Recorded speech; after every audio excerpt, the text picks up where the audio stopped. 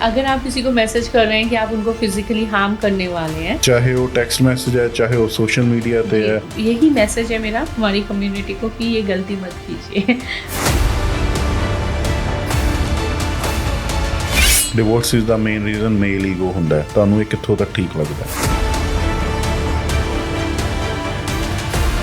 पहले तो गलती उन्हीं लोगों की है जो इमिग्रेशन के लिए शादी कर लेते हैं। सबसे बड़ी गलती तो उनकी खुद की है कि वो देखते हैं कि लड़की PR है तो अब मैं शादी कर लेता हूँ या कर लेती हूँ, तो डेफिनेटली वो अपने लिए गड्ढा तो खुद ही खोदते हैं जी। और दिस इज रॉन्ग।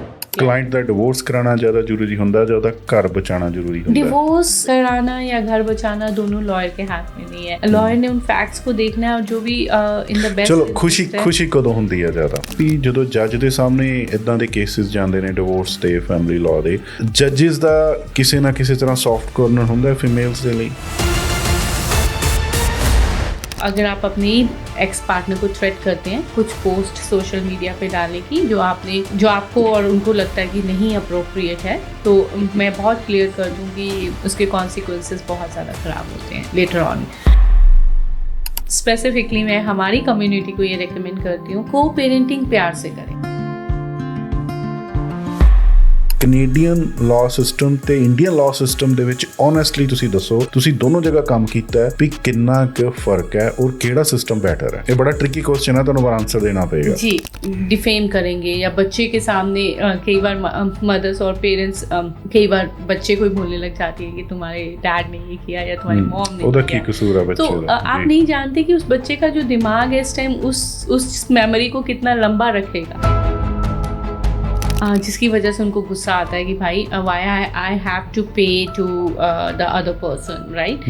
बट बहुत इम्पॉर्टेंट है इस बात को समझना और अपने दिमाग में डालना कि वो पैसा आप अपने एक्स पार्टनर को नहीं दे रहे हैं, दैट इज चाइल्ड्स मनी, वो बच्चे का हक है और बच्चे का पैसा है वो। सो जब भी आपको लगता है कि आपके रिलेशनशिप में कोई अप्स एंड डाउन्स हैं, कोई प्रॉब्लम्स आ रही हैं या आ सकती हैं, कम्युनिकेट कीजिए।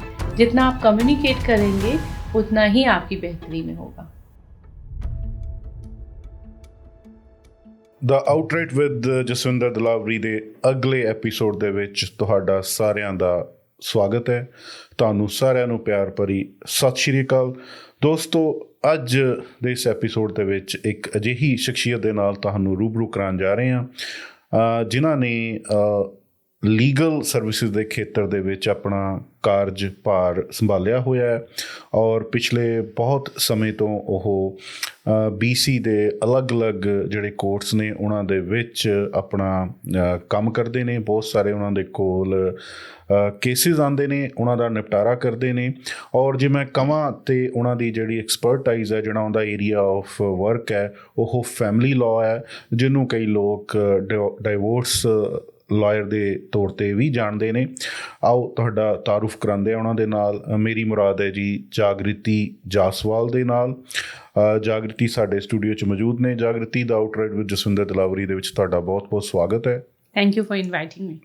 ਜੀ ਜਾਗ੍ਰਿਤੀ, ਜਿੱਦਾਂ ਮੈਂ ਤੁਹਾਡੀ ਇੰਟਰੋਡਕਸ਼ਨ ਦੇ ਵਿੱਚ ਦੱਸਿਆ ਵੀ ਤੁਸੀਂ ਫੈਮਿਲੀ ਲਾਅ 'ਚ ਪ੍ਰੈਕਟਿਸ ਕਰਦੇ ਹੋ।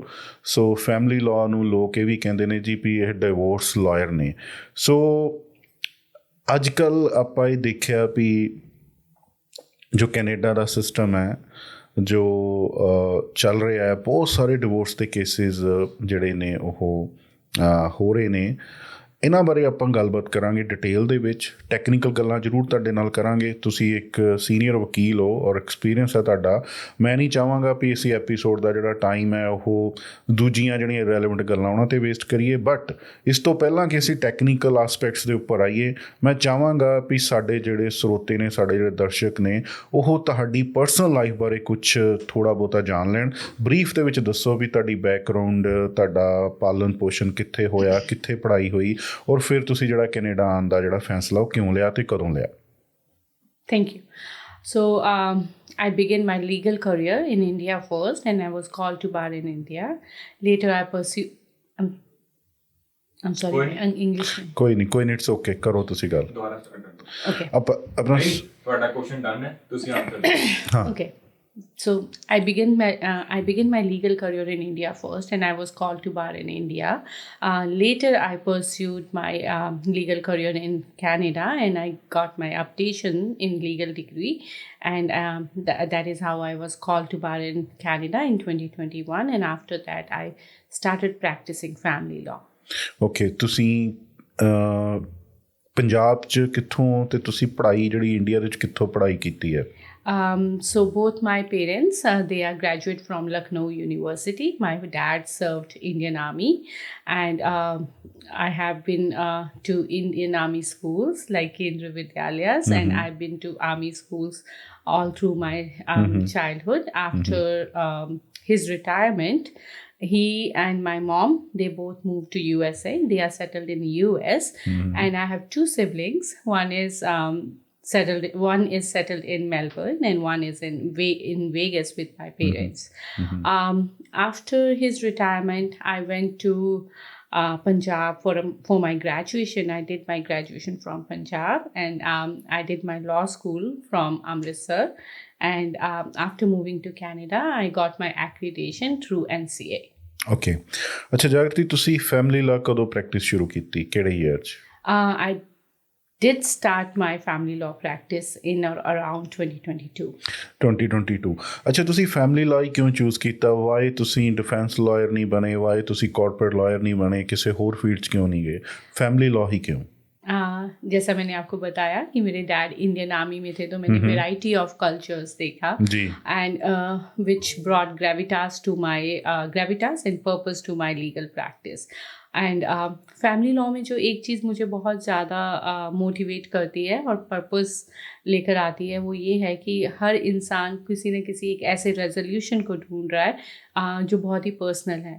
सो उनकी लाइफ में एक पर्सनली डिफरेंस क्रिएट करना या उनकी लाइफ में एक मोटिवेशन बनकर आना, दैट वाज माय मोटिवेशन. ਅੱਛਾ, ਜਿੱਦਾਂ ਮੈਂ ਜਿਹੜਾ ਸਿਨੋਪਸਿਸ ਸੀਗਾ ਐਪੀਸੋਡ ਦੇ ਸ਼ੁਰੂਆਤ 'ਚ ਮੈਂ ਗੱਲ ਕੀਤੀ ਕਿ ਅੱਜ ਕੱਲ੍ਹ ਕੈਨੇਡੀਅਨ ਸੁਸਾਇਟੀ 'ਚ ਬਹੁਤ ਸਾਰੇ ਡਿਵੋਰਸਿਸ ਹੋ ਰਹੇ ਨੇ, ਸੋ ਤੁਹਾਡੇ ਕੋਲ ਬਹੁਤ ਸਾਰੇ ਕੇਸਿਸ ਆਉਂਦੇ ਹੋਣਗੇ. ਸੋ ਆਪਾਂ ਜੇ ਇਹਦੇ ਪਿਛਲੇ ਕਾਰਨਾਂ 'ਤੇ ਜਾਈਏ, ਰੀਜ਼ਨਸ 'ਤੇ ਜਾਈਏ, ਤੁਹਾਨੂੰ ਕੀ ਲੱਗਦਾ ਹੈ ਕਿ ਐਜ਼ ਏ ਹਿਊਮਨ ਬੀਇੰਗ ਵੀ ਕਿਉਂ ਇੰਨੇ ਜ਼ਿਆਦਾ ਇਨਕਰੀਜ਼ਡ ਨੰਬਰ ਆਫ ਕੇਸਿਸ ਡਿਵੋਰਸ 'ਤੇ ਹੋ ਰਹੇ ਨੇ? In my personal experience, people are educated and they are not ready to get exploited. So women are very educated in today's society. Men are very educated. They know and they are aware of their rights. So they are not ready to get exploited. They are not ready to get abused. So as I said, they are aware of their rights and they know that if someone is not respectful towards you, if someone is not having a proper respect or warmth, love and affection, they have right to go out of that particular ਅੱਛਾ ਜਾਗਰਤੀ, ਕਈ ਲੋਕ ਕਹਿੰਦੇ ਨੇ, ਬਹੁਤ ਸਾਰੇ ਲੋਕ, ਵੀ ਡਿਵੋਰਸਿਸ ਦਾ main reason ਮੇਲ ego ਹੁੰਦਾ. ਤੁਹਾਨੂੰ ਇਹ ਕਿੱਥੋਂ ਤੱਕ ਠੀਕ ਲੱਗਦਾ? In my personal experience, ये gender bias नहीं है. I have experienced cases यहाँ पे मेल ईगो है, and I have experienced similar cases यहाँ पे फीमेल ईगोस है. So the gender biased approach is not something I am very convinced with. It typically depend on the personality. आप किस तरह के इंसान हैं, कैसी आपकी पर्सनैलिटी है, और किसी भी जेंडर को ये ब्लेम देना कि मेल ईगो की वजह से रिलेशनशिप टूट रहे हैं या फीमेल ईगो की वजह से रिलेशनशिप टूट रहे हैं, that's not something I accept. ਅੱਛਾ, ਕਿਹਾ ਜਾਂਦਾ ਹੈ ਵੀ ਜਿਹੜੇ ਕੈਨੇਡੀਅਨ ਲਾਜ਼ ਨੇ ਉਹ ਫੀਮੇਲਸ ਨੂੰ ਸਪੋਰਟ ਕਰਦੇ ਨੇ, ਔਰ ਮੇਲਸ ਦੀ ਜਿਹੜੀ ਹੈ ਗੱਲ ਨਹੀਂ ਸੁਣੀ ਜਾਂਦੀ ਜ਼ਿਆਦਾ. ਫੀਮੇਲ ਜਦੋਂ ਕਦੀ ਘਰ ਦੇ ਵਿੱਚ ਕੋਈ ਪ੍ਰੋਬਲਮ ਇਸ਼ੂ ਹੁੰਦਾ ਹੈ, ਕੰਪਲੇਂਟ ਕਰ ਦਿੰਦੀ ਹੈ, ਪੁਲਿਸ ਇਮੀਡੀਏਟਲੀ ਆ ਜਾਂਦੀ ਹੈ, ਔਰ ਮੇਲ ਦੀ ਕੋਈ ਗੱਲ ਨਹੀਂ ਸੁਣੀ ਜਾਂਦੀ, ਔਰ ਉਹਨੂੰ ਲੈ ਕੇ ਜਾਇਆ ਜਾਂਦਾ ਥਾਣੇ, ਔਰ ਕਈ ਵਾਰ ਚਾਰਜਿਸ ਵੀ ਲੱਗ ਜਾਂਦੇ ਹੈ. ਸੋ ਤੁਹਾਨੂੰ ਕੀ ਲੱਗਦਾ ਹੈ ਵੀ ਕੈਨੇਡੀਅਨ ਸੁਸਾਇਟੀ ਦੇ ਵਿੱਚ ਮੇਲਸ ਜਿਹੜੇ ਨੇ ਉਹ ਵਿਕਟਮ ਨੇ? नहीं, मुझे ऐसा नहीं लगता. As I earlier said, Canadian law is not designed as in gender biased. It completely depends on the basis of evidence, what kind of evidences the court has at the time of the adjudication. But yes, I do agree कि जब 911 call होती है तो बहुत से लोग एक perception है कि मेल को ले जाते हैं, but I have seen cases यहाँ वो फीमेल्स को लेकर गए हैं और फीमेल्स को कहा है कि वो पूरी रात घर नहीं आ सकती। ये सिर्फ एक मिसकंसेप्शन है कि वो सिर्फ मेल्स को उठा कर ले जाते हैं, उनके साथ गलत होता है या उनको बाहर छोड़ दिया जाता है घर से और औरत को कहा जाता है कि आप घर में रहिए। तो नहीं, बीइंग अ फैमिली लॉयर और having these many number of files, I have experienced both cases. यहाँ पे पुलिस फीमेल को भी ले गई है अरेस्ट करके और उसको कहा गया है कि आज रात आप घर ना जाएं। तो ये कोई भी जेंडर बाइस्ड मुझे नहीं लगता कि रिजल्ट्स हैं। और कभी भी एडजुडिकेशन में the Paramount interest is always the evidence, it's never a gender biased focus. ਤੁਸੀਂ ਤੱਥਾਂ ਦੇ ਆਧਾਰ ਤੇ ਗੱਲ ਕਰ ਰਹੇ ਹੋ, ਤੁਸੀਂ ਲੀਗਲ ਪ੍ਰੋਫੈਸ਼ਨ ਤੋਂ। ਮੈਂ ਗੱਲ ਕਰ ਰਿਹਾ ਜਿਹੜੀ ਲੋਕਾਂ ਦੇ ਵਿੱਚ ਸਮਾਜ ਦੇ ਵਿੱਚ ਗੱਲਾਂ ਪ੍ਰਚਲਿਤ ਨੇ, ਜਿਹਨੂੰ ਆਪਾਂ ਕਹਿੰਦੇ ਹਾਂ ਵੀ ਲੋਕਾਂ ਦਾ ਇੱਕ ਓਪੀਨੀਅਨ ਬਣ ਜਾਂਦਾ ਹੈ। ਸੋ ਤੁਹਾਨੂੰ ਇਹ ਲੱਗਦਾ ਵੀ ਮਿਥ ਹੈ ਇਹ। ਸੋ ਮੇਲਸ ਜਿਹੜੇ ਨੇ ਉਹ ਵਿਕਟਮ नहीं हैगे, भी मेल्स तो फीमेल दोनों बराबर ने कनेडियन लॉ च? जी, मुझे पूरी तरह से ये एक मिथ लगता है। और स्पेसिफिकली हम कनाडा में रहते हैं, एक बहुत ही ज़्यादा इवॉल्व्ड कंट्री है, बहुत ही ज़्यादा एडवांस्ड कंट्री है जी। यहाँ कोई भी सिस्टम मेल या फीमेल को देख के डिज़ाइन नहीं किया गया जी। They are very good at equality. So definitely ये एक बहुत बड़ा मिथ है कि मेन को 911 कॉल पर ही उठा कर ले जाएंगे और फीमेल को नहीं ले जाएंगे। एक रीज़न जो मैं समझ सकती हूँ इसका शायद ये होता है कि घर में छोटे बच्चे होते हैं उस टाइम, तो शायद वो एक अप्रोच 911 अटेंडेंट लेते हों कि let's leave the female with the children so that they can take care of the children and diffuse कर दिया situation where the women will go with the children and it's easier for a man being a single person to couch surf for a night। वो किसी भी दोस्त के पास एक रात के लिए रह सकता है, पर एक औरत को निकालना एंड देन बच्चों का बेस्ट इंटरेस्ट नहीं कंसिडर करना, वो एक अप्रोच 911 अटेंडेंट की हो सकती है, अंडरस्टैंडेबल है। लेकिन जब हम कोर्ट जाते हैं तो जो एक एविडेंस का थ्रेशहोल्ड है फैमिली लॉ मैटर्स में बहुत हाई है। तो अगर 911 एक रात के लिए एक इंसान को they are asking them to leave the house, that doesn't mean he's a criminal, that doesn't mean they are going to file a criminal case, assault case or abuse case against him. As I said, the threshold is very, very high. So any crown counsel, any police need a very high evidence to establish that that person has assaulted someone. वो रात के लिए, एक रात के लिए ज़रूर उसको कहीं और भेज देते हैं, that is called cooling period, ताकि दोनों कपल्स में एक कूलिंग पीरियड आए, एक 24 घंटे का टाइम आए, ताकि वो एक दूसरे को एक सेकंड चांस या थर्ड चांस दें और उन्हें समझ में आए कि they were aggressive toward each other. So that is so ਤੁਸੀਂ ਜੈਂਡਰ ਇਕੁਐਲਿਟੀ ਦੀ ਗੱਲ ਬੜੀ ਕਲੀਅਰ ਕੀਤੀ, ਠੀਕ ਹੈ। ਆ ਸਾਡੇ ਦਰਸ਼ਕਾਂ ਨੇ ਤੁਹਾਡੀ ਗੱਲ ਜ਼ਰੂਰ ਸੁਣੀ। ਅਗਲਾ ਕੁਐਸਚਨ ਇਹ ਹੈ ਵੀ ਜਦੋਂ ਜੱਜ ਦੇ ਸਾਹਮਣੇ ਇੱਦਾਂ ਦੇ ਕੇਸਿਸ ਜਾਂਦੇ ਨੇ ਡਿਵੋਰਸ ਤੇ ਫੈਮਿਲੀ ਲਾਅ ਦੇ, ਸੋ जजेस ਦਾ ਕਿਸੇ ਨਾ ਕਿਸੇ ਤਰ੍ਹਾਂ ਸੌਫਟ ਕੋਰਨਰ ਹੁੰਦਾ ਹੈ ਫੀਮੇਲਸ ਦੇ ਲਈ? नहीं, बिल्कुल ऑनेस्ट आंसर चाहिए। ये बिल्कुल ऑनेस्ट आंसर्स हैं और I am very impressed with the जजेस in Canada. I have practised in India and I have seen जजेस इन इंडिया। सो इंडिया ਦਾ ਤੇ ਕੈਨੇਡਾ ਦਾ ਲੀਗਲ डिफरेंस है, लीगल सिस्टम का बहुत है, कुछ चीज़ों में है जो हम बात करेंगे। तो let me answer your first question. So the paramount focus for Indian courts are always and always is best interest of the child. They are not designed in a way, Canadian system, yes, they are not designed in a way where they see he's a man or she's a woman, let's give him priority or let's give her priority. The main criteria in front of judges are evidence they're going to consider। ਆਪਾਂ ਗੱਲ ਕਰ ਰਹੇ ਸੀ, ਤੁਸੀਂ ਕਹਿ ਰਹੇ ਹੋ ਕਿ ਜਿਹੜੇ ਕੈਨੇਡੀਅਨ ਲਾਜ਼ ਨੇ ਉਹ best interest of the child ਦੇ ਲਈ ਕੰਮ ਕਰਦੇ ਨੇ ਔਰ ਬਿਲਕੁਲ ਵੀ ਉਹ ਬਾਇਸ ਨਹੀਂ ਹੁੰਦੇ ਕਿਸੇ ਲਈ ਵੀ, ਔਰ ਉਹਨਾਂ ਦੇ ਕੋਲ ਜਿਹੜੀ ਹੈਗੀ ਪ੍ਰਾਇਓਰਟੀ ਨਹੀਂ ਹੁੰਦੀ ਕਿ ਫੀਮੇਲਸ ਹੈ ਅਤੇ ਉਹਨਾਂ ਨੂੰ ਅਸੀਂ ਸੌਫਟ ਕਾਰਨਰ ਦੇਣਾ। ਉਹ ਇਹ ਦੇਖਦੇ ਨੇ ਵੀ ਜੇ ਉਹ ਆਪਣੇ ਫਾਦਰ ਦੇ ਨਾਲ ਬੱਚੇ ਸੇਫ ਨੇ, ਅੱਛੇ ਨੇ, ਅਤੇ ਉਹ ਫਾਦਰ ਦੇ ਹੱਕ 'ਚ ਕਰ ਦਿੰਦੇ ਨੇ। ਹੁਣ ਇੱਕ ਜਿਹੜਾ ਕੁਐਸਚਨ ਮੈਂ ਪੁੱਛਿਆ ਸੀਗਾ ਵੀ ਕੈਨੇਡੀਅਨ ਲਾਅ ਸਿਸਟਮ ਅਤੇ ਇੰਡੀਅਨ ਲਾਅ ਸਿਸਟਮ ਦੇ ਵਿੱਚ ਓਨੈਸਟਲੀ ਤੁਸੀਂ ਦੱਸੋ, ਤੁਸੀਂ ਦੋਨੋਂ ਜਗ੍ਹਾ ਕੰਮ ਕੀਤਾ ਵੀ ਕਿੰਨਾ ਕੁ ਫਰਕ ਹੈ ਔਰ ਕਿਹੜਾ ਸਿਸਟਮ ਬੈਟਰ ਹੈ? ਇਹ ਬੜਾ ਟ੍ਰਿਕੀ ਕੁਐਸਚਨ ਹੈ, ਤੁਹਾਨੂੰ ਆਨਸਰ ਦੇਣਾ ਪਏਗਾ। ਜੀ, in my personal opinion, the Canadian legal system is more systematic. I have seen delays in Indian judiciary. I'm not saying whose fault it is and to whom we can blame, but yes, it's more easier to practice in these countries, to practice law in these countries, because of the very systematic approach. एक बहुत ही अच्छा system judiciary का बना हुआ है, जिसको हम approach करते हैं, और उसके थ्रू इन कंपैरिजन दोनों ही कंट्रीज़ बहुत अच्छी हैं अपनी जुडिशरी में, दोनों ही कंट्रीज़ का लीगल सिस्टम अच्छा है। इंडिया का लीगल सिस्टम भी मुझे बहुत अच्छा लगता है, लेकिन जो एक सिस्टम है प्रॉपर, जो कनाडा का सिस्टम ड्रिवन अप्रोच है, जो मुझे बहुत ज़्यादा इनकरेज करती है। In India sometimes I have experienced when जो मैटर हैं वो कई बार 10 साल तक लिंगर ऑन हो जाते हैं। In Canada they have enough time to delay the matter, and after that they have to decide on that matter. So जो एक अप्रोच है, जो एक लॉयर्स के ऊपर लॉ सोसाइटी का एक बहुत अच्छा बैलेंस है, कंट्रोल है, जिसकी वजह से they have a very good obligation to perform their duties on time and in the favor of justice, and जितना वो अच्छे से efficiently काम कर सकते हैं।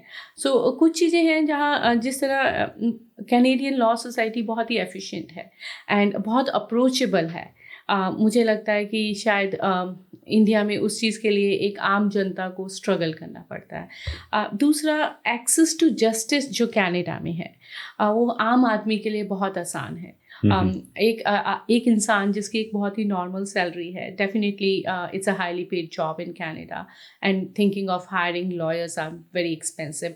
बट इसका सेकंड मतलब ये बिल्कुल नहीं निकलता है कि जो आम जनता है या आम इंसान है उसको जस्टिस एक्सेसिबल नहीं है। लीगल एड जैसी ऑर्गेनाइजेशंस हैं जो आपको फ्री लॉयर्स देती हैं, एंड गवर्नमेंट पे फॉर दैम। सो अगर आप किसी भी क्रिमिनल प्रॉब्लम में हैं, आप किसी भी तरह की फैमिली लॉ प्रॉब्लम में हैं, legal aid is just a call away. So आप उनको कॉल कीजिए and they cover you all the expenses, all the lawyer bills. And एक जो सबसे अच्छी बात यह है कि लीगल एड इंडिया में भी है, ऐसा नहीं है कि नहीं है, but the way legal aid has a system in Canada, that is something which is very comfortable for a lawyers to work on. आप अपना काम कीजिए, आप उनको बिल भेज दीजिए, they will evaluate and they can pay you. But the delay in India for a young lawyers who wanted to take the legal aid files, and the delay which delay in payments and delay in systematic justice, delay, वो थोड़ा सा comparatively Canada से better है। जी, Canada में better है जी। अच्छा जागृति, जिन्ना मैं ਤੁਹਾਨੂੰ ਜਾਣਦਾ, you are a very sophisticated and emotional person, honest and dedicated. ਮੇਰਾ ਅਗਲਾ ਸਵਾਲ ਇਹ ਹੈ ਕਿ ਜਦੋਂ ਇੱਦਾਂ ਦੇ ਫੈਮਿਲੀ ਲਾਅ ਦੇ ਕੇਸਿਸ ਆਉਂਦੇ ਨੇ, ਡਿਵੋਰਸ ਦੇ ਕੇਸਿਸ ਆਉਂਦੇ ਨੇ, ਜਿਹਦੇ 'ਚ ਬੱਚੇ ਵੀ ਇਨਵੋਲਵ ਹੁੰਦੇ ਨੇ ਔਰ ਬੜੀਆਂ ਸਾਰੀਆਂ ਜਿਹੜੀਆਂ ਨੇ ਇੱਕ ਦੂਜੇ ਦੇ ਨਾਲ ਤਲਖੀਆਂ ਹਸਬੈਂਡ ਵਾਈਫ ਦੀਆਂ ਹੁੰਦੀਆਂ ਨੇ, ਕੀ ਤੁਹਾਡੀ ਇਮੋਸ਼ਨਲ ਹੈਲਥ ਤੇ ਮੈਂਟਲ ਹੈਲਥ 'ਤੇ ਅਸਰ ਹੁੰਦਾ? ਤੁਸੀਂ ਇਨਵੋਲਵ ਹੁੰਦੇ ਹੋ ਇੱਦਾਂ ਦੇ ਕੇਸਾਂ 'ਚ, ਜਾਂ ਕਿਵੇਂ ਤੁਸੀਂ ਆਪਣੇ ਆਪ ਨੂੰ ਅਵੋਇਡ ਕਰਦੇ ਹੋ? ਸੋ family law adjudication is difficult. We cannot say that it is not. Initially, when I was very naive, when I started this practice, I used to get emotionally attached. But then the very good advice from my senior lawyer at that time, that end of the day, this is not your life, this is their life. Put your best to get them resolution, to get them some comfort, but move on with your personal life after your job. So this is the principle I followed in past 4 years. But shuru de vich tusi fact hoye si. When I was very naive at that time, and when people used to approach me and tell their story, and I always get affected with their emotional battle. I just wanted to do everything for them as quickly as possible. Out of the way. Yes. And I also used to get upset when there are limitations in a courthouse. You don't get sometimes dates, sometimes there is a service thing need to be completed, and that delay when they do not have any money. So yes, I used to get upset at that time, but I learned my lessons, and now I'm mostly dedicated in a professional manner. ਜੀ great to know. ਅੱਛਾ, ਇੱਦਾਂ ਦੇ cases ਦੇ ਵਿੱਚ ਬੱਚੇ ਜਦੋਂ involve ਹੁੰਦੇ ਨੇ, ਕਹਿੰਦੇ ਵੀ ਮੈਂ ਸੁਣਿਆ ਕੈਨੇਡੀਅਨ ਸੋਸਾਇਟੀ 'ਚ ਕਹਿੰਦੇ ਵੀ ਬਹੁਤ ਸਾਰੇ ਜਿਹੜੇ ਡਰੱਗਸ ਦੇ ਵਿੱਚ ਬੱਚੇ ਇਨਵੋਲਵ ਨੇ ਯੂਜ਼ ਕਰਨ 'ਚ ਜਾਂ ਹੋਰ ਉਹਦੇ 'ਚ ਪ੍ਰੀਕੋਰਮੈਂਟ ਦੇ ਵਿੱਚ, ਕਹਿੰਦੇ ਉਹ ਸਾਰੇ ਬ੍ਰੋਕਨ ਹੋਮਸ ਤੋਂ ਨੇ ਮੋਸਟਲੀ ਬੱਚੇ। ਜ਼ਰੂਰੀ ਨਹੀਂ ਹੈ ਕਿ ਵੀ ਗੱਲ ਸਹੀ ਹੋਵੇ, ਬਟ ਮੋਸਟਲੀ ਜਿਹੜੇ ਬ੍ਰੋਕਨ ਹੋਮਸ ਦੇ ਬੱਚੇ ਨੇ ਉਹਨਾਂ ਨੂੰ ਅਟੈਂਸ਼ਨ ਨਹੀਂ ਮਿਲਦੀ, ਪ੍ਰੋਬਲਮ 'ਚ ਆਉਂਦੇ ਨੇ ਅਤੇ ਸ਼ਾਇਦ ਉਹਨਾਂ ਦਾ ਧਿਆਨ ਡਾਇਵਰਟ ਹੋ ਜਾਂਦਾ, ਉਹ ਆਪਣੀ ਜਿਹੜੀ ਰਿਲੈਕਸੇਸ਼ਨ ਹੈ ਉਹ ਕਿਸੇ ਹੋਰ ਸੋਰਸ 'ਚ ਲੱਭਦੇ ਨੇ। ਸੋ ਜਦੋਂ ਇੱਦਾਂ ਦੇ ਕੇਸਿਸ 'ਚ ਬੱਚੇ ਤੁਹਾਡੇ ਕੋਲ ਆਉਂਦੇ ਨੇ ਆਪਣੇ ਮਾਂ ਬਾਪ ਦੇ ਨਾਲ, ਅਤੇ ਤੁਸੀਂ ਕਿਵੇਂ ਮਾਂ ਬਾਪ ਨੂੰ ਸਮਝਾਉਂਦੇ ਹੋ ਕਿ ਬੱਚਿਆਂ 'ਤੇ ਕੀ ਬੀਤ ਰਹੀ ਹੈ? फर्स्ट ऑफ ऑल बच्चे कभी भी लॉयर का ऑफिस विजिट नहीं करते हैं जी। और सेकेंडली इट्स वेरी सब्जेक्टिव। कभी कोर्ट च भी नहीं आते हो? नहीं, बच्चे अलाउड नहीं होते ना कोर्ट हाउसेस में और ना लॉयर्स। जिदा इंडिया दे विच बच्चों तो पूछा जाता है, इत्थे नहीं पूछा जाता। 12 साल की एज के बाद, 12 साल दी एज जब वो 12 साल के हो जाते हैं, चलो आप 15-16 साल दे बच्चे, हाँ, लेकिन तब भी वो कोर्ट में नहीं आते। अच्छा। कनाडा का सिस्टम इस तरह से डिजाइन, इंडिया चाहते हैं कोर्ट जी, इंडिया में कई, इंडिया में मुझे नहीं लगता कि माइनर आते हैं। अच्छा, ठीक है। अब तो मुझे इंडिया छोड़े भी 12 साल हो गए। ठीक है। लेकिन यहाँ का कैनेडियन सिस्टम उन्होंने इस तरह से डिज़ाइन किया हुआ है कि बहुत सारी सर्विसेज हैं यहाँ पे। काउंसलर जो है वो बच्चों से बात करते हैं और वो एक रिपोर्ट बनाते हैं, जो वो रिपोर्ट जज के पास जाती है। And those are qualified counselors by the legal system, and they have proper qualification to talk with child. They do not talk directly, they have different activities. So एक बहुत recent रिपोर्ट में मैंने बहुत अच्छी चीज़ देखी कि बच्ची बहुत छोटी थी, तो काउंसलर उससे डायरेक्ट क्वेश्चन नहीं पूछना चाहता था कि वो किस हाउस होल्ड में ज़्यादा खुश है, मदर के हाउस होल्ड में या फादर के हाउस होल्ड में। तो उसने 2 घर बनाए काउंसलर ने और बच्चे को कुछ प्रॉप्स दे दिए, and he asked kid to place those props in those 2 houses. So she started putting the sad props in one house and happy props in another house. Last में जब काउंसलर ने उससे पूछा कि कौन सा हाउस ममा हाउस है and कौन सा हाउस डैडा हाउस है, शी डिड डिफरेंशिएट दैट। सो बहुत ही एक डेलिकेट वे है बच्चों को हैंडल करने का। उनसे कभी डायरेक्टली क्वेश्चनिंग नहीं की जाती, उनके साथ एक्टिविटीज़ के थ्रू जाना जाता है। और बहुत अच्छी चीज़ है कि यहाँ पे कनाडा में चिल्ड्रंस लॉयर्स जो हैं वो अवेलेबल है गवर्नमेंट की तरफ से। सो अगर 12 साल के बाद बच्चे की अपनी कोई एक ओपिनियन है या अपनी कोई मर्जी है जो बच्चा बताना चाहता है, और जहाँ लॉयर को लगता है कि बच्चा जज को बताए, तो लॉयर के पास एक ऑप्शन है कि वो एक एप्लीकेशन फाइल करे कि बच्चे को लॉयर दिया जाए। वो एक लॉयर जो स्पेसिफिकली सिर्फ बच्चे के लिए डेडिकेटेड है, वो बच्चे से बात करके रिपोर्ट जो है कोर्ट में देता है। ਤੁਸੀਂ ਜਿੰਨੀ ਵੀ ਗੱਲਬਾਤ ਕਰ ਰਹੇ ਹੋ ਲੀਗਲ ਵੇਜ਼ ਦੇ ਨਾਲ ਕਰ ਰਹੇ ਹੋ, ਹੈ ਨਾ, ਟੈਕਨੀਕਲ ਵੇਜ਼ ਨਾਲ ਕਰ ਰਹੇ ਹੋ, ਬਟ ਆਪਾਂ ਇਸ ਪੋਡਕਾਸਟ ਦੇ ਵਿੱਚ ਗੱਲਬਾਤ ਕਰਨੀ ਹੈ ਹਿਊਮਨਿਟੇਰੀਅਨ ਗਰਾਊਂਡਸ 'ਤੇ ਵੀ, ਇਮੋਸ਼ਨਲ ਆਸਪੈਕਟਸ 'ਤੇ ਵੀ। ਤੁਸੀਂ ਸਾਰੀ ਗੱਲਬਾਤ ਟੈਕਨੀਕਲ ਟਰਮਸ 'ਤੇ ਦੱਸੀ, ਲੀਗਲ ਟਰਮਸ 'ਤੇ। ਮੈਂ ਤੁਹਾਨੂੰ ਇੱਕ ਐਗਜ਼ਾਮਪਲ ਦਿੰਦਾ। ਮੇਰਾ ਇੱਕ ਦੋਸਤ ਹੈ, ਬੜਾ ਪਿਆਰਾ ਦੋਸਤ। Unfortunately he is going through a divorce. ਇੱਕ ਦਿਨ ਉਹ ਮੇਰੇ ਕੋਲ ਬੈਠਾ ਰੋ ਪਿਆ, ਕਹਿੰਦਾ ਵੀ ਮੇਰੀ ਬੇਟੀ 3 ਸਾਲ ਦੀ ਹੈ, ਕਹਿੰਦਾ ਉਹਨੂੰ ਇਹ ਹੀ ਨਹੀਂ ਪਤਾ ਕਿ ਮਾਂ ਬਾਪ ਇਕੱਠੇ ਵੀ ਰਹਿੰਦੇ ਆ। ਕਹਿੰਦਾ ਉਹਨੂੰ ਇਹ ਲੱਗਦਾ ਹੈ ਕਿ ਦੁਨੀਆ ਬਣੀ ਹੋਈ ਇੱਦਾਂ ਹੈ ਕਿ 4 ਦਿਨ ਮੈਂ ਆਪਣੀ ਮਾਂ ਦੇ ਘਰ ਰਹਿਣਾ, 3 ਦਿਨ ਆਪਣੇ ਪਿਓ ਦੇ ਘਰ ਰਹਿਣਾ। ਕਹਿੰਦਾ ਉਹਨੂੰ ਇਸ ਗੱਲ ਦੀ ਸਮਝ ਨਹੀਂ ਆ। ਕਹਿੰਦਾ ਕਿਉਂਕਿ ਜਦੋਂ 1 ਸਾਲ ਦੀ ਸੀ ਅਸੀਂ ਉਦੋਂ ਹੀ ਸੈਪਰੇਟ ਹੋ ਗਏ ਸੀ। ਕਹਿੰਦਾ ਉਹਨੂੰ ਪਤਾ ਹੀ ਨਹੀਂ ਹੈ ਜਦੋਂ ਉਹਨੇ ਹੋਸ਼ ਸੰਭਾਲੀ ਹੈ, ਕਹਿੰਦਾ ਉਹ ਇੱਦਾਂ ਇੱਧਰ ਉੱਧਰ ਰਹਿ ਰਹੀ ਹੈ ਘਰਾਂ 'ਚ। That's very unfortunate and मेरे ख्याल से वो अकेली बच्ची नहीं है। मैंने देखा यहाँ बच्चों ने अपने दिनों को ना डिवाइड कर दिया, ममाज डेज एंड डैडाज डेज। उन्हें पता ही नहीं है कि parents can live together, because वो बहुत छोटे थे जब पेरेंट्स सेपरेट हो गए।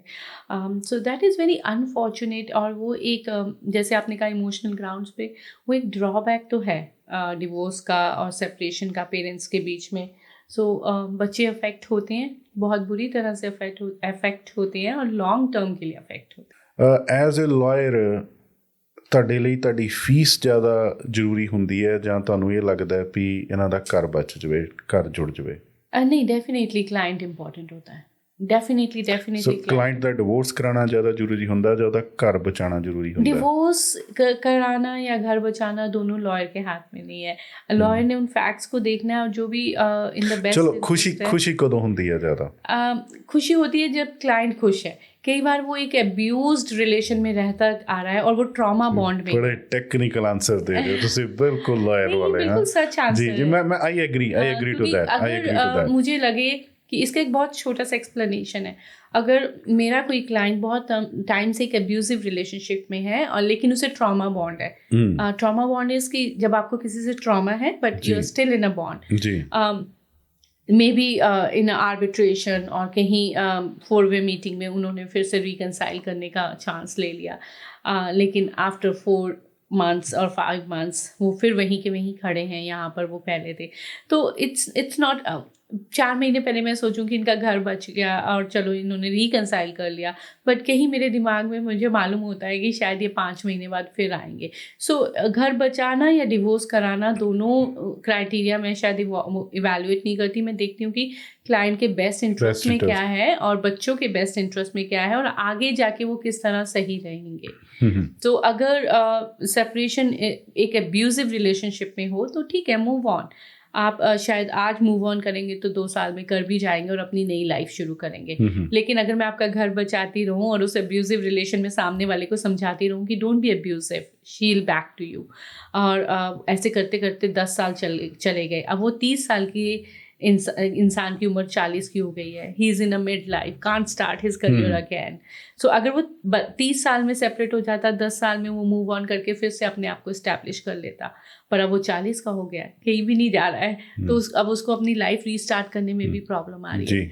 सो best interest is the paramount consideration. जी, ਅੱਛਾ ਜਾਗ੍ਰਿਤੀ, ਆਪਾਂ ਬੱਚਿਆਂ ਦੀ ਗੱਲ ਕਰਦੇ ਹਾਂ। ਸੋ ਹੇਗ ਕਨਵੈਨਸ਼ਨ ਨਾਮ ਦੀ ਇੱਕ ਟ੍ਰੀਟੀ ਹੈ, ਸੋ ਸਾਡੇ ਦਰਸ਼ਕਾਂ ਨੂੰ ਉਹਦੇ ਬਾਰੇ ਦੱਸੋ ਔਰ ਇਹ ਵੀ ਦੱਸੋ ਵੀ ਜਿਹੜੇ ਇੰਡੀਅਨ ਪੇਰੈਂਟਸ ਨੇ ਉਹਦੇ ਨਾਲ ਕਿਵੇਂ ਅਫੈਕਟ ਹੁੰਦੇ ਨੇ ਜਾਂ ਕਿਵੇਂ ਉਹਦਾ ਜਿਹੜਾ ਹੈ ਐਡਵਾਂਟੇਜ ਲੈ ਸਕਦੇ ਨੇ। Thank you for asking that is the question जो हमारी सोसाइटी को बहुत अच्छे से पता होना चाहिए क्योंकि हम इंडिया से बिलोंग करते हैं। मैंने अपनी पहली लॉ फॉर्म में एक बहुत अच्छा आर्टिकल लिखा था उनकी वेबसाइट पे, हेग कन्वेंशन पे। जो हेग कन्वेंशन है, India is not signatory to Hague convention. So जब भी हमारे जजेस के सामने ये क्वेश्चन होता है कि बच्चे किसी एक पेरेंट के साथ इंडिया या पाकिस्तान जाना चाहते हैं, on the other side judges have a option of sending them to Australia, England, America, because these countries are signatory to Hague Convention. So in any way kids can be recovered and bring it back. कोई उनकी वहाँ डरने वाली बात नहीं है। Just the reason because India is not a signatory to Hague Convention, the process of the entire thing is way too longer. उतनी देर में बच्चा वहाँ पे बड़ा हो रहा है, वहीं पढ़ रहा है, या इंडियन कोर्ट्स के अब चक्कर काट रहे हो, तो वो एक कंसिड्रेशन ज़रूर है। लेकिन जजेस बहुत कंसिडर करते हैं कि जो बच्चा है उसकी टाइज कितनी स्ट्रॉन्ग है इंडिया में अपने ग्रैंड पेरेंट्स के साथ या इंडिया में अपनी एक्सटेंडेड फैमिली के साथ, और जितना पॉसिबल होता है वो उस चीज़ को रखने की कोशिश करते हैं कि ठीक है बच्चा इंडिया चला जाए लेकिन इतने टाइम के अंदर वापस आ जाए। या समटाइम्स वो एक सिक्योरिटी डाल देते हैं कि if mother has to take the child to India और father has to take the child to India, तो कई बार एक सिक्योरिटी अमाउंट पुट कर दिया जाता है। लेकिन वो उन केसेस में है ज़्यादातर, यहाँ पेरेंट्स की कोई बहुत ज़्यादा स्ट्रॉन्ग टाइज कनाडा में नहीं है, and there are chances that they will not come back with the child. Okay, so जजेस बहुत सी चीज़ों को कंसिडर करके डिसीजन लेते हैं।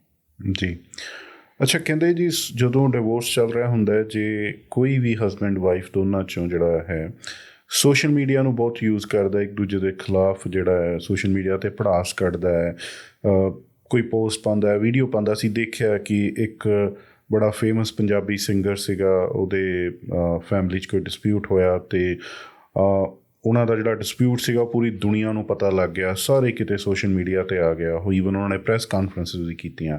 ਸੋ ਜਦੋਂ ਆਲਰੇਡੀ ਜਿਹੜਾ ਕੇਸ ਹੈ ਤੁਹਾਡਾ ਅੰਡਰ ਜਿਹੜਾ ਹੈਗਾ ਟਰਾਇਲ ਹੈ ਉਹ ਚੱਲ ਰਿਹਾ ਹੈ ਕੋਰਟ ਦੇ ਵਿੱਚ, ਅਤੇ ਇਹ ਜਿਹੜਾ ਸਾਰਾ ਕੁਛ ਹੁੰਦਾ ਸੋਸ਼ਲ ਮੀਡੀਆ 'ਤੇ ਕਾਲਾ ਮਾਲਾ, ਇਹਦਾ ਕੀ ਅਸਰ ਪੈਂਦਾ ਕੇਸ 'ਤੇ? ਕਾਫੀ ਜ਼ਿਆਦਾ।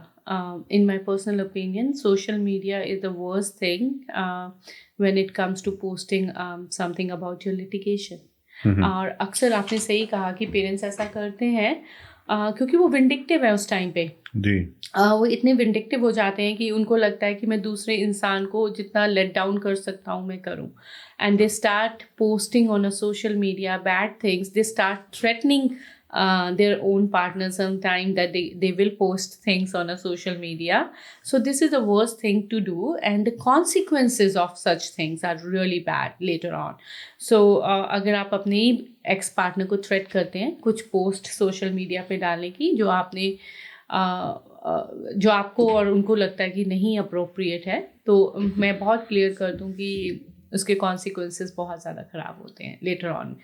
So it's not recommended to do So at all. avoid social media. Definitely, it's very wise thing to avoid social media when you are in a legal battle. So keep your things personal, keep it to yourself. That is recommended. Okay, during litigation बच्चे किਵੇਂ affect ਹੁੰਦੇ ਨੇ? बहुत ज़्यादा affect होते हैं. मैं बहुत being a family lawyer मैं बहुत रिकमेंड करती हूँ, और स्पेसिफिकली मैं हमारी कम्युनिटी को ये रिकमेंड करती हूँ कि को पेरेंटिंग प्यार से करें. मैं समझती हूँ कि आप 2 एडल्ट हैं, आपने अपनी मर्जी से ये रिश्ता चुना और आप अपनी मर्जी से ही अब इस रिश्ते से बाहर जाना चाहते पर माँ बाप तो तुसी हैगे हो. जी, अपने बच्चे से डिवोर्स कभी नहीं होता. ठीक है, आपका बच्चा हमेशा आपका रहता है. तो आप उस चीज़ को इम्पोर्टेंस दें कि जितनी अच्छी आप को पेरेंटिंग करेंगे उतना हेल्दी बच्चा आप पालेंगे, सोसाइटी नू दो. हाँ जी जी बिल्कुल.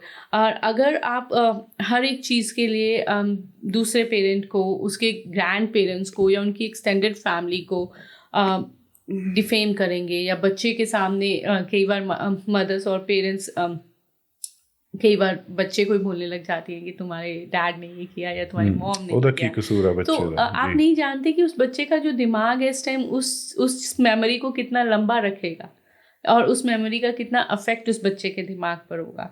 सो जो एक अच्छी चीज़ आप कर सकते हैं अपने बच्चे के लिए, ठीक है आप एडल्ट हैं, आप मूव ऑन करना चाहते करिए, एक अच्छी को parenting, be very respectful. And here I really want to talk about the ratio. When I see the people, I'm not here to say Canadian or Indian, but जो लोग बहुत अच्छे से co-parenting करते हैं, बच्चे की पार्टीज़ मिलकर करते हैं, बच्चे की बर्थडे पार्टीज़ में इक्वली पार्टिसिपेट करते हैं, बच्चों को एक्टिविटीज़ में इक्वली ले जाते हैं, बच्चे के सामने बहस नहीं करते, ग्रैंड पेरेंट्स और एक्सटेंडेड फैमिली को डोमिनेट नहीं करते, उनके बच्चे बहुत हेल्दी हैं और डिवोर्स का बहुत कम इफेक्ट होता है उन पर. पर ऑन द कॉन्ट्रेरी जब आप ये सारी चीज़ें कर रहे हो, आप कंट्रोल करने की कोशिश कर रहे हो, आप पेरेंटिंग टाइम कंट्रोल कर रहे हो, आप चाइल्ड सपोर्ट कंट्रोल कर रहे हो, पहले तो आप जजेस की नज़रों में वो गलत हो जाता है कि आप कंट्रोल कैसे कर सकते हैं ना, you both parents are equal. Canada ने साफ बताया कि दोनों पेरेंट्स इक्वल हैं, 50-50 पेरेंटिंग टाइम, 50-50 ही सारी चीज़ें होती हैं. तो उस चीज़ को जब आप कंट्रोल करने लगते हो, ना सिर्फ आप अपने साथ गलत करते हो पर आप अपनी नेक्स्ट जनरेशन के साथ भी गलत करते हैं. जी. तो मेरी एक जो लीगल एडवाइस कह लें या पर्सनल एडवाइस कह लें वो यही है कि को पेरेंटिंग बहुत रिस्पेक्टफुली करें. ਤੁਸੀਂ ਬਹੁਤ ਇੰਪੋਰਟੈਂਟ ਤੇ ਵਧੀਆ ਜਿਹੜੀ ਐਡਵਾਈਸ ਦਿੱਤੀ ਹੈ. ਅੱਛਾ, ਕੁਛ ਮੈਂ ਦੇਖਿਆ ਕਿ ਜੇ ਬੱਚਾ ਫਾਦਰ ਕੋਲ ਹੈ ਤੇ ਮਦਰ ਕਹਿੰਦੀ ਹੈ ਵੀ ਮੈਂ ਕੋਈ ਵੀ ਜਿਹੜਾ ਖਰਚਾ ਬੱਚੇ ਦਾ ਹੁੰਦਾ ਮੈਂ ਉਹਦੇ 'ਚ ਕੰਟਰੀਬਿਊਸ਼ਨ ਨਹੀਂ ਕਰਨਾ, ਮਦਰ ਕੋਲ ਹੈ ਤੇ ਫਾਦਰ ਕਹਿੰਦਾ ਵੀ ਮਾਂ ਕੋਲ ਰਹਿ ਰਿਹਾ ਉਹ ਖਰਚਾ ਕਰੇ ਸਾਰਾ, ਉਹਦੇ ਜੋ ਵੀ ਐਕਸਪੈਂਡੀਚਰ ਹੈ ਬੱਚਿਆਂ ਦੇ ਬਹੁਤ ਸਾਰੇ ਐਕਸਪੈਂਡੀਚਰਸ ਹੁੰਦੇ ਨੇ, ਹੈ ਨਾ. ਬੱਚੇ ਦਾ ਕੁਛ ਖਾਣ ਨੂੰ ਦਿਲ ਕਰਦਾ, ਕੁਛ ਲੈਣ ਨੂੰ ਪਾਣ ਨੂੰ, ਅਤੇ ਜੇ ਇੱਕ ਸਿੰਗਲ ਪੇਰੈਂਟ ਦੇ ਕੋਲ ਰਹਿ ਰਿਹਾ ਬੱਚਾ ਅਤੇ ਦੂਜਾ ਪੇਰੈਂਟ ਜਿਹੜਾ ਆ ਉਹ ਕਹਿੰਦਾ ਵੀ ਮੈਂ ਇਹਦੇ 'ਤੇ 1 ਸੈਂਟ ਵੀ ਨਹੀਂ ਖਰਚਣਾ, ਸੋ ਉਹਦੇ ਬਾਰੇ ਕੀ ਕਹੋਗੇ ਤੁਸੀਂ? नहीं, ये गलत है. क्योंकि एक बड़ा मिथ है, जब लोग सेपरेट होते हैं और ज़्यादातर जब वो विंडिक्टिव है ना, तो उनके दिमाग में बड़ा मिथ होता है कि जो चाइल्ड सपोर्ट है वो अपने एक्स पार्टनर को दे रहे हैं, जिसकी वजह से उनको गुस्सा आता है कि भाई why I have to pay to the other person, right. But बहुत इम्पॉर्टेंट है इस बात को समझना और अपने दिमाग में डालना कि वो पैसा आप अपने एक्स पार्टनर को नहीं दे रहे हैं, दैट इज़ चाइल्ड्स मनी. वो बच्चे का हक है और बच्चे का पैसा है वो, और ये नॉन नेगोशिएबल है. Canada specifically Canadian federal child support guidelines पे बेस्ड है, उसी पे चलता है, उसी पे मेरे ख्याल लीगली मां ਨੂੰ ਹੀ ਮਿਲਦਾ ਹੈ ਉਹ. नहीं, ऐसा बिल्कुल भी नहीं है। अच्छा। मैं वही क्लियर करने वाली थी कि दोनों पेरेंट्स की इनकम असेस की जाती है, दोनों पेरेंट्स क्या कमाते हैं, और दोनों बच्चे का पेरेंटिंग टाइम असेस किया जाता है कि किस पेरेंट के पास बच्चा कितना है। सो जो पेरेंट थोड़ा ज़्यादा कमाता है, एक अप्रोच है कि बच्चे को दोनों घरों में एक जैसा कंफर्ट मिले, एक जैसा लाइफस्टाइल मिले। तो वो जो एक पेरेंट जो थोड़ा ज़्यादा कमा रहा है, उससे कहा जाता है कि आप चाइल्ड सपोर्ट थोड़ी कम कमाने वाले पेरेंट्स को दें, ताकि बच्चे का लाइफस्टाइल स्टेबल रहे, बैलेंस्ड रहे। उसे ऐसा ना लगे कि एक घर में कम है और एक में ज़्यादा। उससे क्या होगा, बच्चा दूसरे घर की तरफ ज़्यादा इन्फ्लुएंस्ड होगा, क्योंकि वहाँ उसको कंफर्ट मिल रहा है, वहाँ पे उसको आराम मिल रहा है या अपनी मन मांगी चीज़ें मिल रही हैं। तो उनसे कहा जाता है कि चाइल्ड सपोर्ट वो पार्टी पे करे जो थोड़ा ज़्यादा कमाती है, ताकि जो कम कमा रही है उसको एक बैलेंस मिल सके। सो ऐसा कुछ नहीं है कि मेन को मिलता है या वेमेन को मिलता है। फेडरल चाइल्ड सपोर्ट गाइडलाइन में दोनों पेरेंट्स की इवैल्यूएशन होती है, इनकम की, फाइनेंशियल स्टेटमेंट्स फाइल होती हैं, बच्चे की नीड्स देखी जाती हैं और उस हिसाब से चाइल्ड सपोर्ट मिलता है। चाइल्ड सपोर्ट नॉन नेगोशिएबल है जी, पे करना ही करना है जी। प्रोटेक्शन ऑर्डर की ਹੁੰਦਾ ਹੈ ਤੇ ਉਹ ਕਿਵੇਂ ਹੈਲਪ ਕਰਦਾ ਹੈ? एक लॉ है, जैसा कि ये बहुत नॉर्मल है, डोमेस्टिक वायलेंस का कॉन्सेप्ट तो है ही है। अक्सर हमने देखा है कि हाउस होल्ड में, फैमिली हाउस होल्ड में अक्सर कभी ना कभी एग्रेशन के चलते डोमेस्टिक वायलेंस हो जाती है और कई बार थ्रेट्स होती हैं। सो प्रोटेक्शन ऑर्डर एक कमज़ोर पार्टी को सेव करता है। अगर आपको किसी भी अपने पार्टनर से आप प्रोटेक्शन ऑर्डर किसी भी बाहर वाले के अगेंस्ट नहीं ले सकते, आप अपने फैमिली में ही प्रोटेक्शन ऑर्डर ले सकते हैं।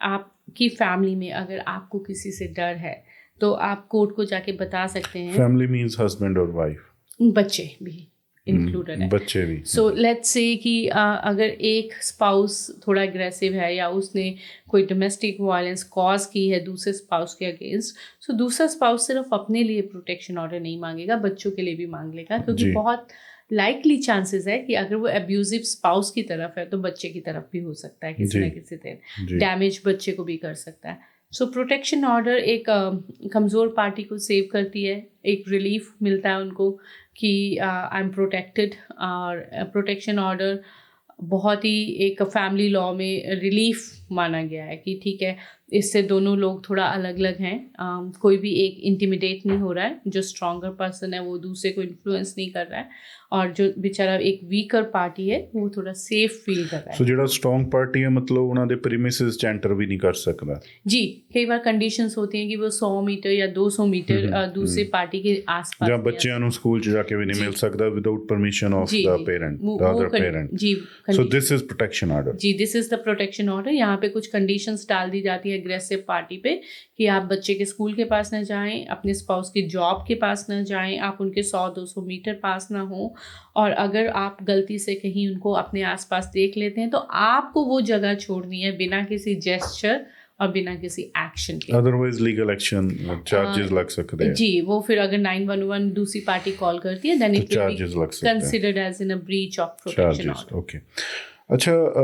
कई बार सुनन च आया भी हस्बैंड वाइफ च हथों पाई होगी, वायलेंस होगी, मारकुट होगी, दोनों पासे की गल करदा, वाइफ ने हस्बैंड ਨੂੰ ਕੁੱਟਤਾ, हस्बैंड ने वाइफ ਨੂੰ ਕੁੱਟਤਾ। ਸੋ ਜ਼ਰੂਰੀ ਨਹੀਂ ਹੈ ਵੀ ਹਮੇਸ਼ਾ ਹਸਬੈਂਡ ਹੀ ਜਿਹੜਾ ਸਟਰੋਂਗ ਹੁੰਦੇ ਨੇ, ਕਈ ਵਾਰ ਵਾਈਫ ਵੀ ਸਟਰੋਂਗ ਹੁੰਦੀਆਂ ਨੇ, ਹੈ ਨਾ।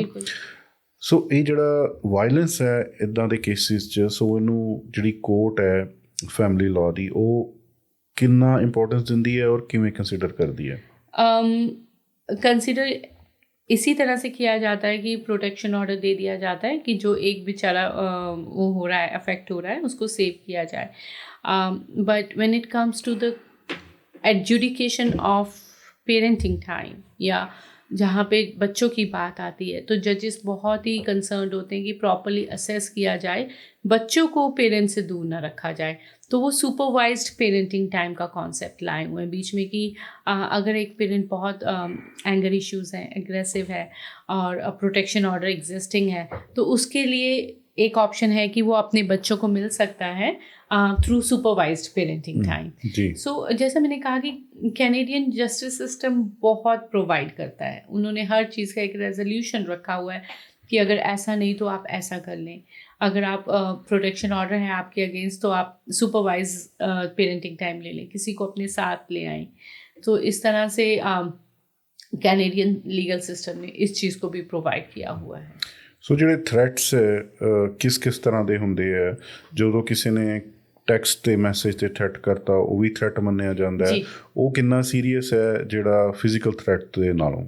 नहीं, दोनों इक्वली इम्पॉर्टेंट है। अगर फिजिकल एंड जी ओके, अगर आप किसी को मैसेज कर रहे हैं कि आप उनको फिजिकली हार्म करने वाले हैं, ਚਾਹੇ ਉਹ ਟੈਕਸਟ ਮੈਸੇਜ ਹੈ, ਚਾਹੇ ਉਹ ਸੋਸ਼ਲ ਮੀਡੀਆ ਤੇ ਹੈ, ਚਾਹੇ ਉਹ ਜਿਹੜੀਆਂ ਆਪਣੀ ਸੋਸ਼ਲ ਮੀਡੀਆ ਸਾइट्स है ਉਹਨਾਂ ਤੇ है, तो वो यही मैसेज है मेरा हमारी कम्युनिटी को कि ये गलती मत कीजिए। आप किसी को भी ड्रंक होकर या इमोशनल होकर या ब्रोकन सिचुएशन में एग्रेसिवली मैसेज मत डालिए सामने वाले को, वो आपके लिए बहुत बड़ी प्रॉब्लम हो जाएगी लेटर ऑन। क्योंकि जब when you are going through separation आप इमोशनली थोड़ा सा शैटर्ड होते हैं and you wanted to tell that person that okay I am gonna do this. So all I wanted to say, do not threat by text, by social media, by message, और बिल्कुल harm भी ना करें दूसरे को। It's not just कि do not threat, दूसरी party को हार्म करने की ना सोचें, अपना मूव ऑन करने की सोचें। वो ही एक बेस्ट ऑल्टरनेटिव है, बजाय कि आप अपने लिए मुसीबतें खड़े कर लें। क्योंकि अगर आपने टेक्स्ट भी किया है दैट इज़ एन एविडेंस, क्योंकि आप कर सकते हैं किसी को हार्म। अगर आप टेक्स्ट कर सकते हैं तो आप किसी को हार्म भी कर सकते हैं ना। तो आपकी इंटेंशंस, आपकी मेंस क्रिया तो है ही है जी। तो अब ये प्रॉब्लम तो है ही है। जजेस इस चीज़ को अवॉइड नहीं कर सकते कि आपने किसी को टेक्स्ट पे कह दिया कि I want to harm you. So judges cannot avoid that. They have to take that in consideration. फिर आपके अगेंस्ट प्रोटेक्शन ऑर्डर होगा। तो अच्छा जागृति, एक इंडियन गवर्नमेंट ने NRI कमीशन बनाया, नॉन रेजिडेंट इंडियंस कमीशन। सो ਉਹ ਜਿਹੜਾ ਕਮਿਸ਼ਨ ਹੈ ਉਹ ਕਿਸੇ ਤਰ੍ਹਾਂ ਹੈਲਪ ਕਰਦਾ ਹੈ ਜਿਹੜੇ ਕੈਨੇਡਾ ਦੇ ਵਿੱਚ ਇੰਡੀਅਨ ਸਿਟੀਜ਼ਨ ਨੇ ਜਾਂ ਇੰਡੀਅਨ ਓਰੀਜਨ ਦੇ ਲੋਕ ਨੇ ਜਦੋਂ ਜਿਹੜੇ ਡਿਵੋਰਸ ਕੇਸ ਦੇ ਥਰੂ ਜਾ ਰਹੇ ਨੇ? Yes, it is a help. I will not say it is a very strong help, but it is a help. एक यूनिट है जो ये कहती है कि जाओ इन पे इन्वेस्टिगेशन करो। तो उनका प्रोसेस बड़ा अच्छा है कि अगर आप NRI कमीशन में एक एप्लीकेशन फाइल करते हैं, जितना अब मैं जानती हूँ इस प्रोसीजर को, तो एक SSP रैंक के ऊपर का बंदा या SSP रैंक का बंदा जो है वो इन्वेस्टिगेशन करता है एंड देन FIR फाइल होती है। नाउ बिकॉज एक SSP रैंक का बंदा इन्वेस्टिगेशन करेगा तो FIR is very strong there. It's not like India में जब एक मैट्रिमोनियल डिस्प्यूट होता है तो इफ़ वेमेन और man is going to police station they file the FIR, but if it is NRI commission उसकी प्रॉपर इन्वेस्टिगेशन होती है और फिर वो अपनी एक रिपोर्ट फाइल करते हैं और FIR फाइल करते हैं। अब उस FIR के बेस पे आप अपना केस इंडिया में परस्यू कर सकते हो। तो वो एक वो वाली हेल्प है। बहुत से कैनेडियन हैं जिनकी प्रॉपर्टी डिस्प्यूट्स हैं, जिनके मैट्रिमोनियल डिस्प्यूट्स हैं, तो yes NRI commission is there, but ये आपको पता लगाना है कि वो आपकी कितनी मदद कर पाएंगे। ਜੀ ਅੱਛਾ, ਇੱਕ ਨਾ ਕੇਸ ਸਪੈਸੀਫਿਕ ਵੀ ਮੈਂ ਤੁਹਾਡੇ ਨਾਲ ਐਗਜ਼ਾਮਪਲ ਸ਼ੇਅਰ ਕਰਾਂਗਾ। ਸੋ ਫੈਮਿਲੀ ਲਾਅ ਦੇ ਨਾਲ ਕਈ ਵਾਰ ਇਮੀਗ੍ਰੇਸ਼ਨ ਲਾਅ ਵੀ ਅਟੈਚ ਹੋ ਜਾਂਦੇ ਨੇ। ਫਾਰ ਐਗਜ਼ਾਮਪਲ ਕਿਸੇ ਫੀਮੇਲ ਨੇ ਇੱਥੇ ਸਟੂਡੈਂਟ ਵੀਜ਼ੇ 'ਤੇ ਆਏ ਔਰ ਉਹਨੇ ਆਪਣੀ PR ਲਈ, ਉਸ ਤੋਂ ਬਾਅਦ ਉਹਨੇ ਕਿਸੇ ਨੂੰ ਇੰਡੀਆ ਤੋਂ ਬੁਲਾਇਆ, ਇੰਡੀਆ ਤੋਂ ਬੰਦਾ ਇੱਥੇ ਸਪੋਜ਼ਲ PR 'ਤੇ ਆ ਗਿਆ। ਇੱਥੇ ਆ ਕੇ ਉਹਨੇ ਦੇਖਿਆ ਕਿ ਫੀਮੇਲ ਉਹਨੂੰ ਬਹੁਤ ਡੋਮੀਨੇਟ ਕਰ ਰਹੀ, ਉਹਨੂੰ ਬਾਰ-ਬਾਰ ਕਹਿ ਰਹੀ ਹੈ ਕਿ ਤੂੰ ਕੈਨੇਡਾ 'ਚ ਮੇਰੇ ਕਰਕੇ ਆ, ਮੈਂ ਤੈਨੂੰ PR 'ਤੇ ਬੁਲਾਇਆ। ਉਹਨੂੰ ਹਿਊਮੀਲੇਟ ਕਰਦੀ ਹੈ, ਉਹਨੂੰ ਡਿਪਰੈਸ ਕਰਦੀ ਹੈ, ਸਪਰੈਸ ਕਰਦੀ ਹੈ। ਸੋ ਉੱਦਾਂ ਦੇ ਕੇਸਿਸ ਵੀ ਆਉਂਦੇ ਨੇ ਤੁਹਾਡੇ ਕੋਲ? ਜਦੋਂ ਉੱਦਾਂ ਦੇ ਕੇਸਿਸ ਆਉਂਦੇ ਨੇ ਉਹ ਇਹਨਾਂ ਕੇਸਿਸ ਤੋਂ ਕਿਵੇਂ ਡਿਫਰੈਂਟ ਹੁੰਦੇ ਨੇ? मेरे पास बहुत ही लिमिटेड इंडियन ओरिजिन के केस हैं, लेकिन यस ऐसा एक केस है जो मेरे सामने आया था। बट पहले तो गलती उन्हीं लोगों की है जो इमिग्रेशन के लिए शादी कर लेते हैं। सबसे बड़ी गलती तो उनकी खुद की है कि वो देखते हैं कि लड़की PR है तो अब मैं शादी कर लेता हूँ या कर लेती हूँ, तो डेफिनेटली वो अपने लिए गड्ढा तो खुद ही खोदते हैं जी। और दिस इज़ रॉन्ग जी। ये सिर्फ उनकी खुद के लिए गलत नहीं है, ये कैनेडियन गवर्नमेंट के साथ भी वो गलत कर रहे हैं। और लेटर ऑन जब वो सफ़र करते हैं तो फिर वो उनको ये एक्सेप्टेबिलिटी कर पाना मुश्किल होता है कि अब जो कैनेडियन लॉ है वो ही डील करेगा उससे। जी। तो जो वो कहानी सुना रहे हैं कि हम इतने पैसे देकर पीआर लेकर आए हैं, अब ये हमें ह्यूमिलिएट कर रहे हैं, तो कोर्ट का लेना देना अब सिर्फ इस बात से है कि आप दो एडल्ट हो, आपने अपनी मर्जी से रिश्ता शुरू किया, अब आपकी नहीं बन रही है तो आप दोनों एडल्ट अपने अपने रास्ते जाएं। अगर आपका कोई बच्चा है तो हम उसका बेस्ट इंटरेस्ट इंश्योर करेंगे। एंड इसी बीच में अगर इमिग्रेशन की कोई कंप्लेंट फाइल होती है तो फिर इमिग्रेशन बोर्ड उसको डील करता है। बट येस, जब आप इस अप्रोच के साथ कनाडा आ रहे हैं कि पीआर लड़की है या पीआर लड़का है, तो आप अपने पैर पे खुद ही कुल्हाड़ी मार। चलो एक और टैक्नीकल क्वेश्चन, सो इदां दे केसेस च ਜਿਹੜਾ ਫੈਮਿਲੀ ਲਾਅ ਨੇ ਕੋਈ ਵਰਡਿਕਟ ਦੇ ਦਿੱਤਾ, ਕੀ ਉਹ ਵਰਡਿਕਟ ਇਨਫਲੂਐਂਸ ਕਰਦਾ ਇਮੀਗ੍ਰੇਸ਼ਨ ਬੋਰਡ ਨੂੰ डिसीजन ਲੈਣ ਲਈ? इसका बड़ा ही सब्जेक्टिव आंसर है, येस एंड नो।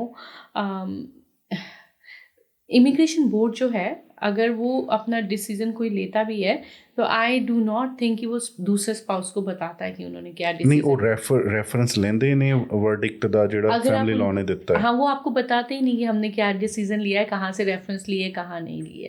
तो लेट्स से कि अगर एक बहुत छोटा सा एग्जांपल है कि अगर आपको लगता है कि किसी ने आपके साथ शैम मैरिज की है और अब you want to deport him or her, then you file an application or complaint with the immigration board. Immigration board वो application और complaint ले लेगी, उस पर act करेगी, पर वो आपको नहीं बताएगी।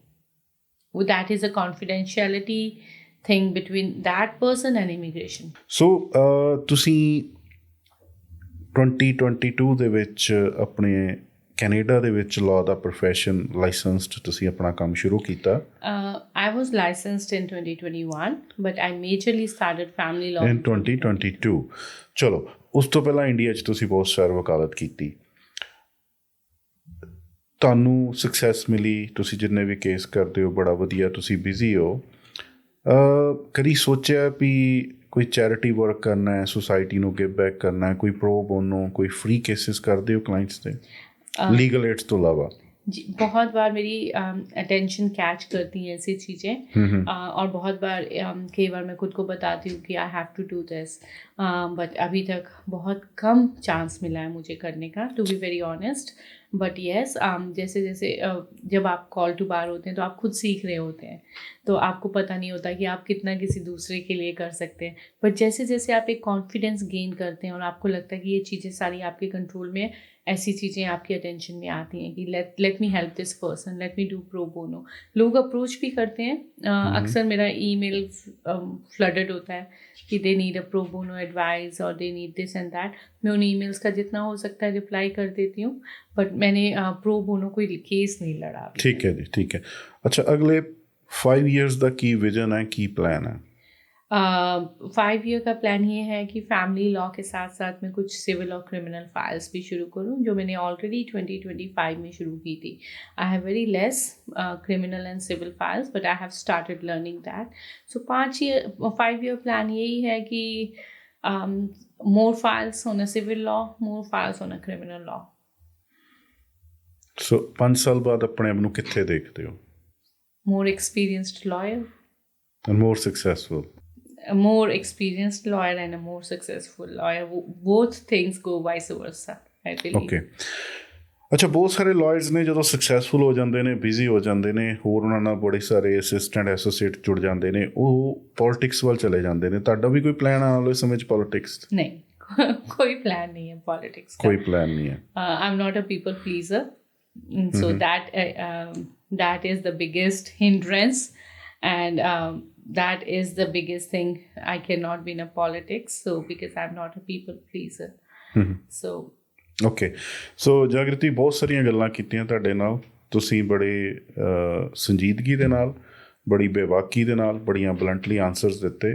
ਬਹੁਤ ਸਾਰੀਆਂ ਤੁਸੀਂ ਲੀਗਲ ਆਸਪੈਕਟਸ ਤੋਂ ਗੱਲਾਂ ਜਿਹੜੀਆਂ ਕਲੀਅਰ ਕੀਤੀਆਂ, ਔਰ ਸਾਡੇ ਜਿਹੜੇ ਦਰਸ਼ਕ ਨੇ ਜ਼ਰੂਰ ਜਿਹੜਾ ਹੈ ਤੁਹਾਡੀ ਜਿਹੜੀ ਇਨਫੋਰਮੇਸ਼ਨ ਤੁਸੀਂ ਦਿੱਤੀ ਹੈ ਉਹਦਾ ਜਿਹੜਾ ਹੈ ਫਾਇਦਾ ਉਠਾਉਣਗੇ। ਔਰ ਜਿਸ ਤਰ੍ਹਾਂ ਦਾ ਪ੍ਰੋਫੈਸ਼ਨ ਤੁਸੀਂ ਚੁਣਿਆ ਔਰ ਜਿਸ ਤੁਸੀਂ ਏਰੀਆ ਦੇ ਵਿੱਚ ਕੰਮ ਕਰ ਰਹੇ ਹੋ, ਤੁਸੀਂ ਜਿਵੇਂ ਕਿਹਾ ਕਿ ਮੇਰਾ ਮਕਸਦ ਕਲਾਇੰਟ ਦੀ ਬਿਹਤਰੀ ਹੈ, ਕਲਾਇੰਟ ਦੇ ਹੱਕ ਦੇ ਵਿੱਚ ਖੜਨਾ ਹੈ। ਜੇ ਉਹ ਡਿਵੋਰਸ ਲੈ ਕੇ ਖੁਸ਼ ਹੈ ਅਤੇ ਮੇਰਾ ਜਿਹੜਾ ਮੋਟਿਵ ਹੈ ਉਹਨੂੰ ਡਿਵੋਰਸ ਕਰਾਉਣਾ, ਅਤੇ ਜੇ ਉਹਨਾਂ ਦਾ ਘਰ ਬਚਦਾ ਅਤੇ ਉਹਦੇ 'ਚ ਖੁਸ਼ ਹੈ ਅਤੇ ਘਰ ਬਚਾਉਣਾ। ਜਾਂਦੇ ਜਾਂਦੇ ਐਪੀਸੋਡ ਦੇ ਅੰਤ ਦੇ ਵਿੱਚ ਜੇ ਤੁਸੀਂ ਸਾਡੇ ਦਰਸ਼ਕ ਨੇ ਉਹਨਾਂ ਨੂੰ ਕੋਈ ਮੈਸੇਜ ਦੇਣਾ ਚਾਹੁੰਦੇ ਹੋ ਤਾਂ ਜ਼ਰੂਰ ਦਿਓ। जो एक पर्सनल मैसेज और पर्सनल एडवाइस मैं सभी को देना चाहती हूँ कि less communication between the couples is always very dangerous. That can be a root cause for any problem. So जब भी आपको लगता है कि आपके रिलेशनशिप में कोई अप्स एंड डाउन्स हैं, कोई प्रॉब्लम्स आ रही हैं या आ सकती हैं, कम्युनिकेट कीजिए। जितना आप कम्युनिकेट करेंगे उतना ही आपकी बेहतरी में होगा। ਦੋਸਤੋ ਇਹ ਸਨ ਸਾਡੇ ਨਾਲ ਜਾਗਰਤੀ ਜਸਵਾਲ। ਅਸੀਂ ਬੜੀਆਂ ਲੰਬੀਆਂ ਚੌੜੀਆਂ ਖੁੱਲ੍ਹੀਆਂ ਗੱਲਾਂ ਕੀਤੀਆਂ ਔਰ ਜਾਗਰਤੀ ਨੇ ਬੜੀ ਬਲੰਟਲੀ ਜਿਹੜਾ ਹੈ technical legal point of view ਦੇ ਨਾਲ ਇਹਨਾਂ ਦੇ ਆਨਸਰ ਦਿੱਤੇ। ਆਸ ਕਰਦਾ ਪਹਿਲਾਂ ਦੇ ਐਪੀਸੋਡ ਦੀ ਤਰ੍ਹਾਂ ਇਹ ਐਪੀਸੋਡ ਵੀ ਜਿਹੜਾ ਹੈ ਤੁਸੀਂ ਪਸੰਦ ਕਰੋਗੇ। ਇਹਨਾਂ ਕਹਿੰਦੇ ਹੋਏ ਆਪਣੇ ਦੋਸਤ ਜਸਵਿੰਦਰ ਸਿੰਘ ਦਿਲਾਵਰੀ ਨੂੰ ਐਪੀਸੋਡ ਇੱਥੇ ਹੀ ਖ਼ਤਮ ਕਰਨ ਦੀ ਇਜਾਜ਼ਤ ਦਿਓ ਔਰ ਇਸ ਆਸ ਦੇ ਨਾਲ ਕਿ ਅਗਲੇ ਐਪੀਸੋਡ ਦੇ ਵਿੱਚ ਕਿਸੇ ਅਜਿਹੀ ਹੀ ਸ਼ਖਸੀਅਤ ਦੇ ਨਾਲ ਤੁਹਾਨੂੰ ਰੂਬਰੂ ਕਰਾਵਾਂਗਾ। ਜੇ ਐਪੀਸੋਡ ਚੰਗਾ ਲੱਗਿਆ ਤਾਂ ਤੁਸੀਂ ਸਾਡੇ ਚੈਨਲ ਨੂੰ ਸਬਸਕ੍ਰਾਈਬ ਕਰੋ, ਸ਼ੇਅਰ ਕਰੋ ਅਤੇ ਫਾਰਵਰਡ ਕਰੋ। ਮਿਲਦੇ ਹਾਂ ਅਗਲੇ ਐਪੀਸੋਡ ਦੇ ਵਿੱਚ। ਤਦ ਤੱਕ ਲਈ ਸਤਿ ਸ਼੍ਰੀ ਅਕਾਲ।